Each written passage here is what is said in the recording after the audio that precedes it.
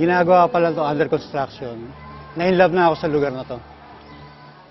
From Manila ako, pero nung nakita ko to, sabi ko kahit malayo, sabi ko sa miss ko, kailangan kumuha tayong unit dito. Dahil napakaganda. May makikita kang amenities na kagaya nito. Swimming pool, basketball court, school, commercial plaza. Andyan na rin yung munisipyo. So, andito na lahat eh. Wala pang developer na gumagawa ng ganito sa Pilipinas. Uuwi ka galing sa trabaho, pagod ka. Pagpasok mo pa lang galing highway, makikita mo napakaganda na ng lugar. Natatanggal na yung stress mo eh. Nare-relax ka na kagad. Andyan mga security guards, marami. Tapos nagro-robing sila. Wala ka nang alalahanin. Actually, mga gamit namin sa labas ng bahay, wala pa nananakaw kahit isa eh.